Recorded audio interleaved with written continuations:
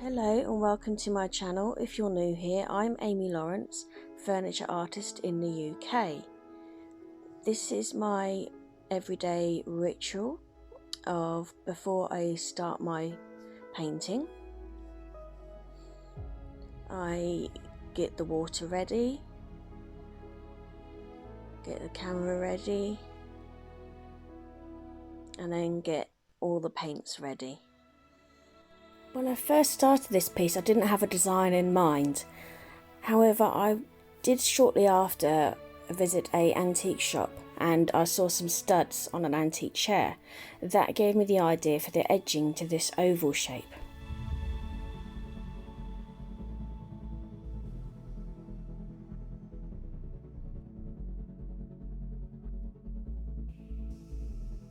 By this point I'd already created a design on a piece of tracing paper. I then rubbed on the back and the outline came out into the furniture piece, and then I adjusted the design.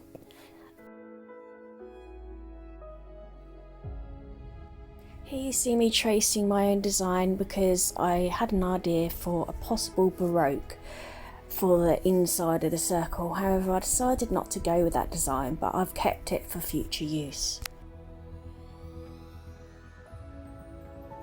Here I'm mainly looking at all the reference pictures and weighing up the different colours, deciding what colour's going to go where. However, I did eventually change my mind on most of the colour schemes.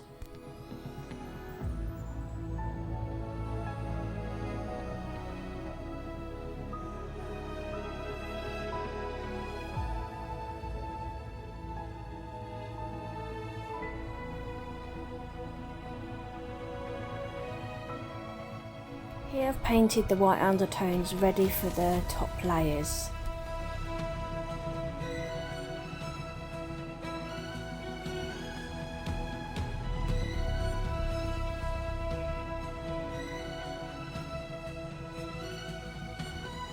Then I started filling in the details of the acrylics. Started with the red and the purple colours. I decided I wasn't that keen, so I did change after a while and repaint.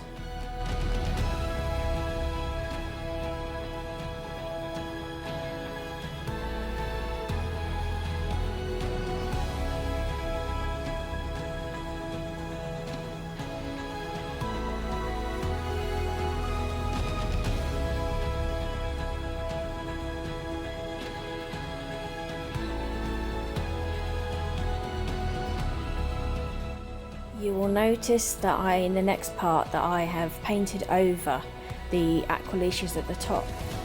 However, it is quite normal for an artist to paint over part of a design and to make any adjustments until they are happy. This is just like baking a cake. If you think about a cake, you know, occasionally it's not until halfway through baking the cake or towards the end that you realise it needs tweaking a little bit. A bit of cinnamon, a bit more of this, a bit more of that. And painting an art piece is no different.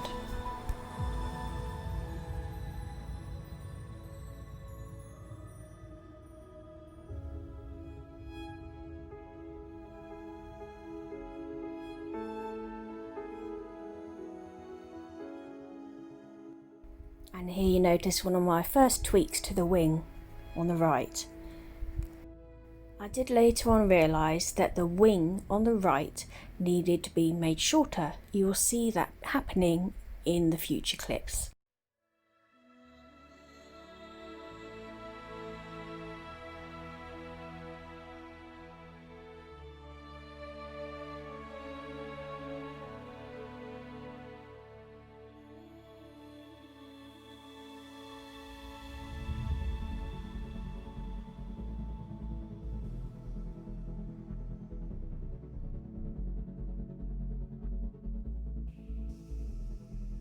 This is my usual routine in the afternoon after work.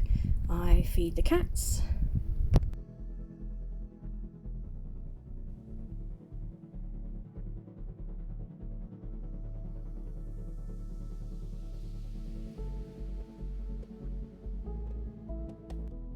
This is a bunch of flowers I got from my garden.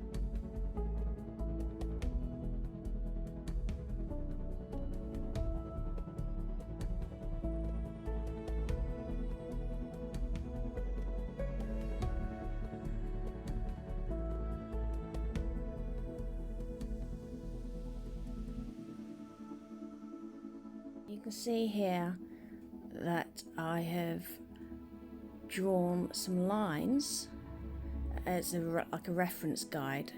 These are lines that I normally have in my mind's eye. So I've drawn around the tailbone of the bird with the feathers at the tailbone, like so. And I've drawn on the outline of each of these feathers individually, just with a hard pencil line, so that I can see where each outline is. So if I'm drawing the lines as if from my mind's eye, then it's easier for me to see where each feather ends. Now here you can see from the tip of that feather, I've drawn a line going across to the bottom of that feather. Then I'm using that end there as a reference.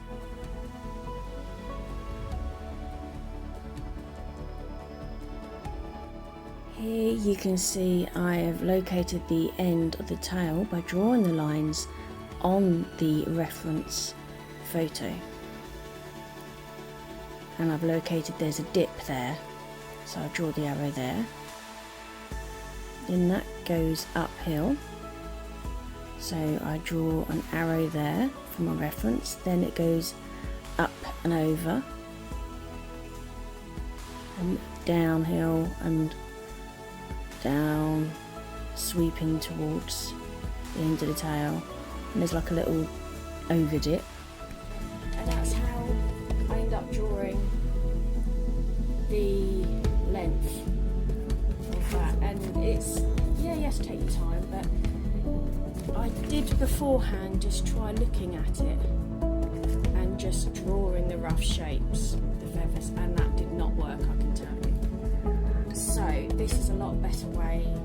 I've gone back to my old method of basic shapes in my mind's eye. Sorry, my speech is a bit funny. Didn't have much sleep last night again because my brain's too full of ideas of furniture. So, and I've got Pip with me. Just got please. Say hey, Pip.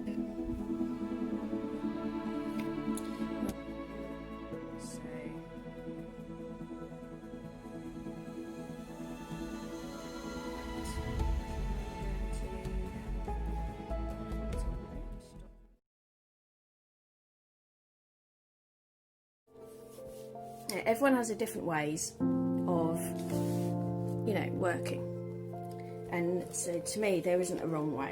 Everyone's got the different ways, but they're not wrong. What I mean by same result is, oh god, I'm rabbiting now. Not exactly identical pictures, but the correct shape. This one again is a little bit back, and I'm gonna do that, and I'm going to do that arch again. Again, I'm doing this in my mind's eye, so rather than just showing you,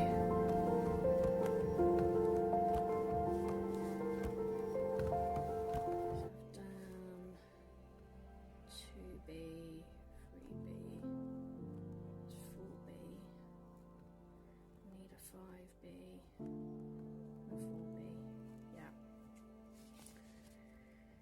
So now I've got these shapes, I'm going to go around it so it's a lot harder line, I mean, a lot more vivid, because afterwards I'm going to do the old-fashioned trick that was taught at school, primary school.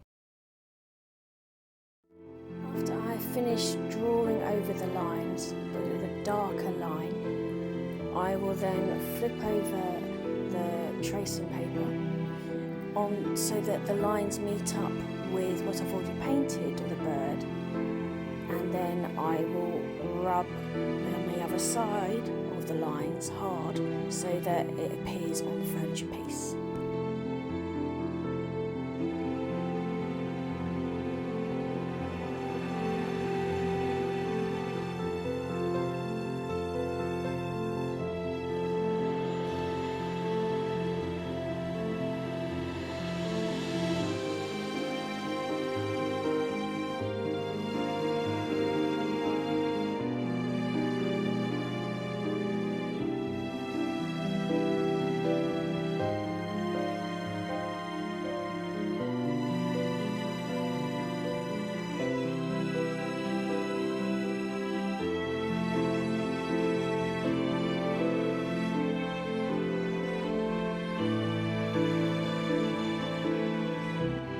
Here you see that I've traced my design of the bird, and I've flipped it over and drew the bird facing in the opposite direction and then rubbed it on to the piece.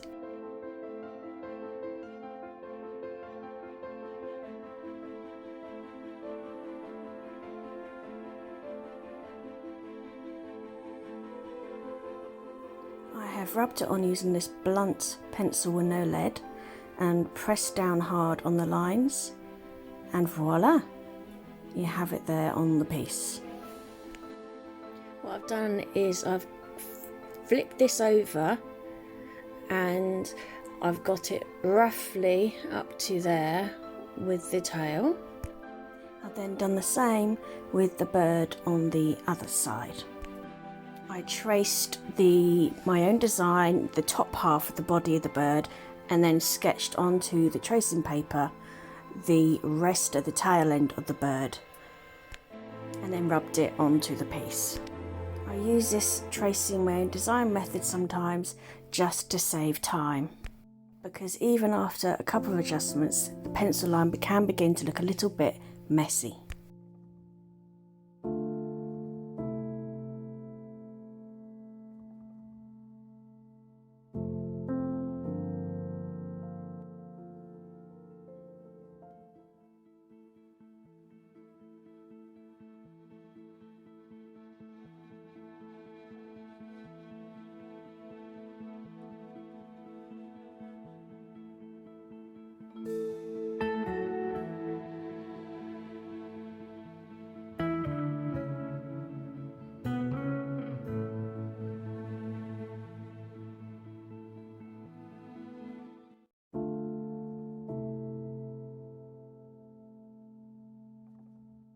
Here I'm putting down some outlines and lighter values to the tail feathers, which will be the undertones.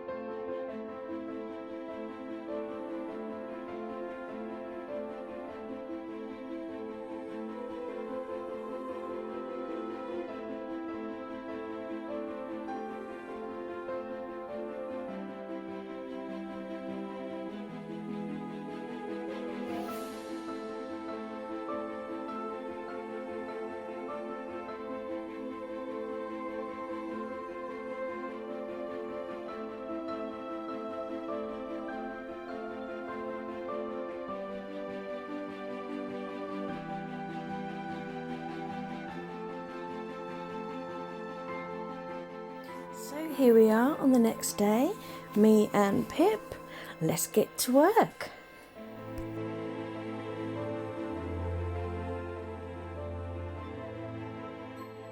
So start back with this one and then move on to this one.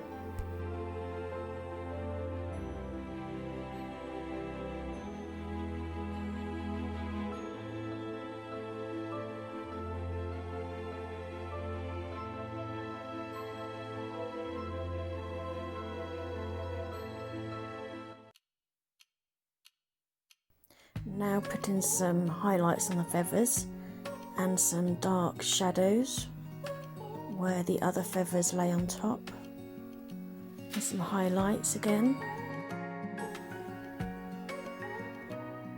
and darker tones on the tail feathers, and then put in some colours that will be underneath the other feathers that will be going over the top.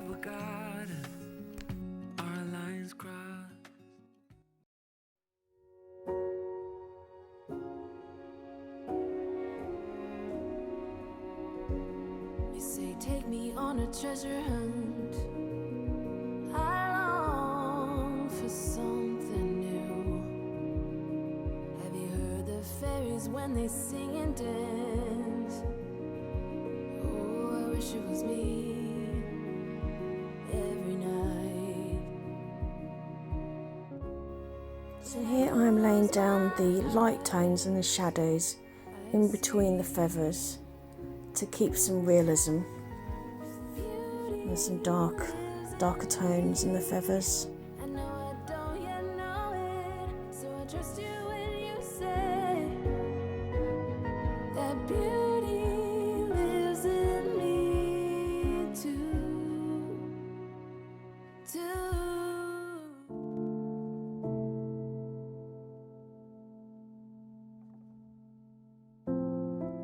And now I'm starting on the bird on the left.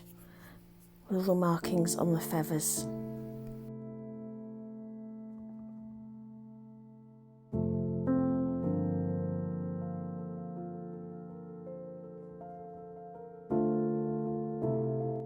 Here I'm starting to layer on what I call the top feathers.